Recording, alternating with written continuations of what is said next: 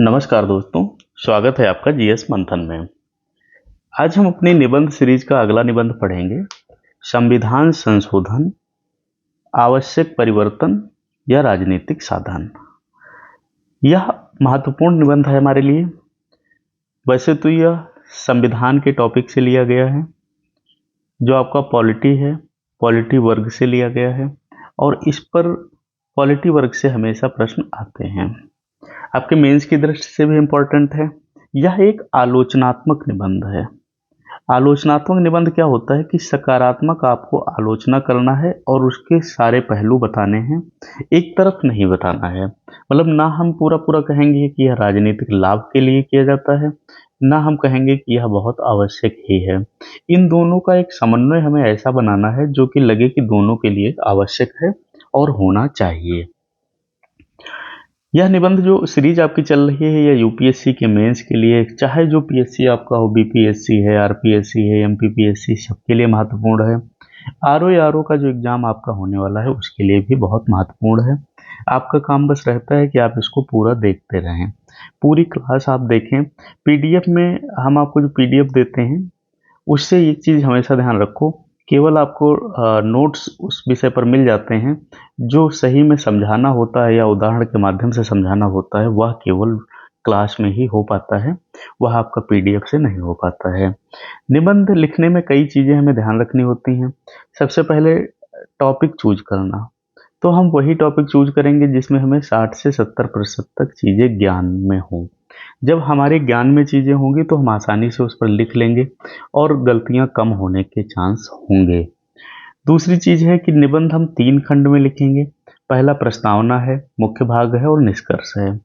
प्रस्तावना किसी टॉपिक का 100 शब्दों में लिखा हुआ एक संकलन है, या हम कह सकते हैं इसके बारे में हम ये बताते हैं कि भाई इसमें हम क्या लिखने वाले हैं, टॉपिक में क्या पूछा जा रहा है। मुख्य भाग हमारा मुख्य निबंध होता है, जिसमें हम राजनीतिक पहलू, आर्थिक पहलू, सामाजिक पहलू, इन सब पर बात करते हैं, लाभ हानि पर बात करते हैं, चुनौतियों पर बात करते हैं, और ये सारी चीज़ें जो हम लिखते हैं बिना हेडिंग लिखते हैं। निष्कर्ष हमारा होता है, ये जो हमने मुख्य भाग लिखा है इसका निचोड़, यह हमारा निष्कर्ष होता है। देखिए, हमेशा ध्यान रखिए कि निबंध आपका परीक्षा में पढ़ा जाता है, इसलिए निबंध में कोई भी जो तथ्य रखेंगे या घटना लिखेंगे वह बिल्कुल सही लिखेंगे। बार बार मुद्दों को दोहराना नहीं है। एक चीज़ और ध्यान रखना है, जो हम पैराग्राफ बना रहे हैं उनका एक दूसरे से इंटरकनेक्शन यानी अंतर संबंध होना चाहिए। ऐसा ना हो कि टॉपिक हमारा कुछ है और निबंध हमारे पैराग्राफ कहीं और जा रहे हैं, या फिर हमने इतिहास की थोड़ी बात यहाँ लिखी और थोड़ी बात यहाँ लिखी। हम उसको क्रमवार लिखेंगे, इतिहास की तरफ से चलेंगे और समाज में जितने परिवर्तन जैसे होते हैं उधर की तरफ हम निबंध पहुँचाएंगे। इसको प्रवाह बोलते हैं। भाषा शैली हमारी सही होनी चाहिए। जो हम भाषा यूज करेंगे वो हमारी प्रोफेशनल शब्द होने चाहिए, ना कि इधर उधर रोड साइड के शब्द होने चाहिए। फिर पूरा देखेंगे, ये तो हमने आपको बता दिया है, जिससे कि आपको लाभ हो। टॉपिक के बाहर नहीं जाएंगे। सूक्तियों का या कोटेशन जिनको आप बोलते हैं उनका प्रयोग करेंगे, लेकिन अनावश्यक प्रयोग उनका नहीं करेंगे। ये चीज़ हमेशा ध्यान रखिएगा, जहाँ आवश्यक है वहीं सूक्ति लिखेंगे, और सूक्ति हमारी हमेशा जो टॉपिक है उससे संबंधित होनी चाहिए। और यदि आप चैनल पर पहली बार आए हैं तो आप सब्सक्राइब जरूर कर लीजिएगा, जिससे कि आपका मेंस का चाहे जीएस पोर्शन हो चाहे निबंध पोर्शन हो, दोनों तैयार हों। जीएस के लिए हम क्वेश्चन कराते हैं और उनको भी हम बहुत विस्तार में समझाते हैं। तो इस प्रकार ये हमारी निबंध सीरीज आपके लिए बहुत महत्वपूर्ण होने वाली है, आप इसको जरूर देखिएगा। अब हम आते हैं टॉपिक पे। संविधान संशोधन, आवश्यक परिवर्तन या राजनीतिक साधन। सबसे पहले हम प्रस्तावना लिखेंगे। प्रस्तावना में हम लिखेंगे कि भाई संविधान क्या है, यानी संविधान के बारे में थोड़ा लिखेंगे। फिर हम ये लिखेंगे कि परिवर्तनों की आवश्यकता क्यों होती है। फिर हम लिखेंगे कि परिवर्तन हाल ही में कैसे कर दिए जाते हैं। इतना लिख के हमारी प्रस्तावना खत्म हो जाएगी। फिर हम थोड़ा ऐतिहासिक भाग पर जाएंगे। फिर हम ये बताएंगे कि राजनीति उसमें कैसे होती है। फिर उसमें हम ये बताएंगे कि उससे लाभ क्या है। फिर ये बताएंगे कि उसमें चुनौतियां कितनी आती हैं। ऐसे करके चलते रहेंगे और अंत में हम पूरा समाज पर प्रभाव देख के फिर निष्कर्ष निकाल देंगे। भारतीय संविधान केवल एक विधिक दस्तावेज नहीं है, बल्कि यह राष्ट्र की आकांक्षाओं, संघर्षों और भविष्य की संभावनाओं का जीवंत प्रतीक है। संविधान निर्माताओं ने इसे स्थायित्व और प्रासंगिकता दोनों से युक्त बनाया। उन्होंने समझा था कि समाज स्थिर नहीं है, समय के साथ नए विचार, नई चुनौतियां और नए अवसर सामने आएंगे। इसलिए संविधान को बदलने योग्य बनाया गया, किंतु इतनी सावधानी के साथ कि उसके मूल आदर्श और संरचना अक्षुण्ण रहें। अनुच्छेद 368 इसके लिए विशेष प्रावधान या प्रक्रिया प्रदान करता है। यह प्रक्रिया भारत जैसे विशाल और विविधतापूर्ण लोकतंत्र में अनिवार्य भी है। प्रश्न यह है कि क्या संविधान संशोधन हमेशा आवश्यक परिवर्तन का ही साधन रहा है, या यह कई बार राजनीतिक हितों को साधने का उपकरण भी बन गया है। तो यह हमने प्रस्तावना लिख दिया, पहले हमने बस लिखा कि किस माध्यम से हम करते हैं, और फिर हमने एक क्वेश्चन मार्क दे दिया कि क्या ऐसा है। अब हम उसको आगे की ओर लिखेंगे।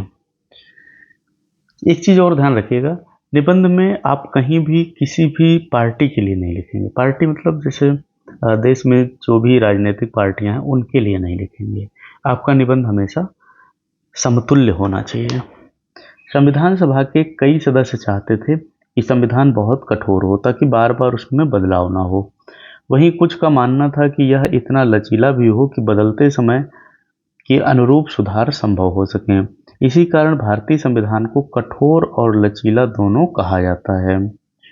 संविधान का पहला संशोधन 1951 में हुआ। इसमें अभिव्यक्ति की स्वतंत्रता पर उचित प्रतिबंध लगाए गए और भूमि सुधार कानूनों को न्यायिक समीक्षा से बचाने के लिए नवी अनुसूची बनाई गई। यह संशोधन तत्कालीन सामाजिक आर्थिक परिवर्तन की आवश्यकता से प्रेरित था।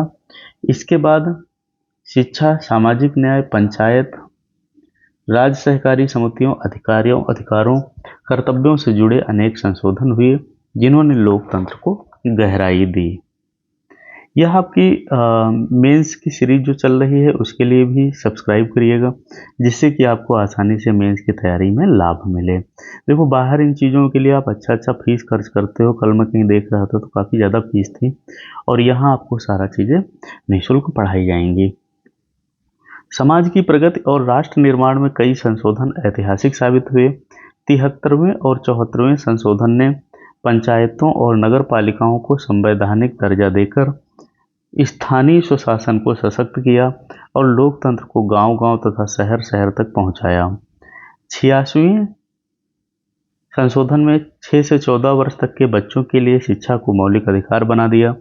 101वें संशोधन के माध्यम से वस्तु एवं सेवा कर लागू किया गया, जिससे कर प्रणाली में एकरूपता आई, अर्थव्यवस्था को गति मिली। 103वें संशोधन ने आर्थिक रूप से कमजोर वर्ग के लिए 10% आरक्षण की व्यवस्था की और सामाजिक न्याय के नए आयाम खोले। इन उदाहरणों से स्पष्ट है कि संशोधन का उद्देश्य समाज में प्रगतिशील सुधार करना और नए युग की आवश्यकताओं को पूरा करना रहा है। देखो, ये आपका संविधान से संबंधित निबंध है, तो आपको इसमें संविधान की उचित जो अनुच्छेद हैं उनकी बात करनी पड़ेगी। बस इतना ध्यान रखना, आप उनको सही ही लिखना। परंतु हर संशोधन लोकतांत्रिक आदर्शों को मजबूत नहीं करता। कई बार यह सत्ता की राजनीति का साधन भी बन जाता है। 42वां संशोधन इसका सबसे बड़ा उदाहरण है, जिसे आपातकाल की पृष्ठभूमि में लागू किया गया। इसने कार्यपालिका को असीमित शक्तियां और न्यायपालिका की भूमिका को कमजोर करने का प्रयास किया। इसे मिनी संविधान कहा गया और इसे राजनीतिक हितों से प्रेरित माना गया। आरक्षण से जुड़े संशोधनों पर कई बार चुनावी राजनीति का प्रभाव देखा गया। इन्हें सामाजिक न्याय की दिशा में महत्वपूर्ण तो माना गया, परंतु इसके पीछे राजनीतिक लाभ की मंशा भी झलकती रही। दल बदल विरोधी कानून से संबंधित संशोधन का उद्देश्य दल बदल रोकना था, परंतु यह व्यवहारिक रूप से राजनीतिक दलों द्वारा आंतरिक लोकतंत्र को नियंत्रित करने का साधन बन गया। न्यायपालिका ने संविधान संशोधन के क्षेत्र में महत्वपूर्ण संतुलनकारी भूमिका निभाई। केशवानंद भारती बनाम केरल राज्य 1973 मामले में सुप्रीम कोर्ट ने मूल संरचना सिद्धांत प्रस्तुत किया। इसके अनुसार संसद संविधान में संशोधन कर सकती है, लेकिन उसकी मूल संरचना जैसे लोकतंत्र, न्यायपालिका की स्वतंत्रता, संघीय ढांचा और मौलिक अधिकारों को नष्ट नहीं कर सकती। मिनर्वा मिल्स मामले 1980। देखो, यदि आपको ये सन नहीं पता है तो मत लिखिएगा। अन्य कई मामलों में न्यायपालिका ने इस सिद्धांत को मजबूत किया और कई संशोधनों को असंवैधानिक घोषित कर लोकतंत्र की रक्षा की। इस प्रकार न्यायपालिका ने संविधान संशोधन के दुरुपयोग पर नियंत्रण रखा है। संविधान संशोधन की भूमिका दोहरी है। सकारात्मक रूप में यह सामाजिक न्याय और समान अवसर का विस्तार करता है, आर्थिक सुधारों का मार्ग प्रशस्त करता है, स्थानीय स्वशासन को मजबूत करता है और शिक्षा व कल्याण की नीतियों को संवैधानिक दर्जा देता है। नकारात्मक रूप में यह सत्ता की मजबूती और विपक्ष को कमजोर करने का माध्यम बनता है, चुनावी लाभ के लिए तत्कालिक संशोधनों का उपकरण बनता है और कभी-कभी न्यायपालिका की शक्तियों को सीमित करने का प्रयास करता है। यही कारण है कि संशोधन की दिशा और मंशा पर सवाल उठते रहते हैं। समकालीन परिप्रेक्ष्य में भी संविधान संशोधन चर्चा का विषय बना हुआ है। हाल ही में हुए 103वें संशोधन को लेकर सवाल उठे कि क्या आर्थिक आधार पर आरक्षण संविधान की मूल भावना के अनुरूप है। इसके अतिरिक्त नागरिकता संशोधन अधिनियम पर भी संवैधानिक बहस हुई। राजनीतिक दल अपने चुनावी घोषणा पत्रों को लागू करने के लिए संशोधन का सहारा लेते हैं। इस संदर्भ में यह सुनिश्चित करना आवश्यक है कि संशोधन केवल तात्कालिक राजनीति का उपकरण न बने, बल्कि भविष्य दृष्टि से किए जाएं। भविष्य की दिशा में यह जरूरी है कि संशोधन प्रक्रिया में केवल संसद ही नहीं बल्कि नागरिक समाज, विशेषज्ञों और राज्यों की व्यापक भागीदारी हो। न्यायपालिका को अधिक सशक्त बनाया जाए ताकि वह हर संशोधन की संवैधानिकता पर निगरानी रख सके। राजनीतिक दलों को यह समझना होगा कि संविधान केवल वर्तमान पीढ़ी का नहीं बल्कि आने वाली पीढ़ियों का भी है। महत्वपूर्ण संशोधनों पर जनता की राय ली जानी चाहिए ताकि लोकतांत्रिक मूल्यों की रक्षा हो सके। अंततः कहा जा सकता है कि संविधान संशोधन भारतीय लोकतंत्र का एक अनिवार्य अंग है। यह हमें समय के साथ आगे बढ़ने की क्षमता देता है।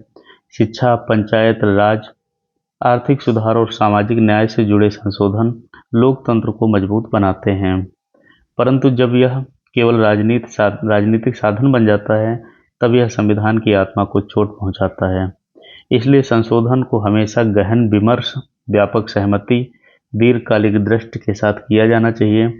न्यायपालिका का मूल संरचना सिद्धांत इस दिशा में सुरक्षा कवच है। संविधान को राजनीतिक हथियार नहीं बल्कि सामाजिक परिवर्तन और राष्ट्रीय प्रगति का साधन मानना ही सच्ची संवैधानिक दायित्व है। तो यह इस प्रकार हमारा निबंध रहता है। इसको यदि आपने पूरा पढ़ा होगा, पूरी क्लास देखी होगी, तो मुझे लगता है कि आप जब लिखने चलोगे तो आप इसमें से 60% 50% चीज़ें लिख लोगे।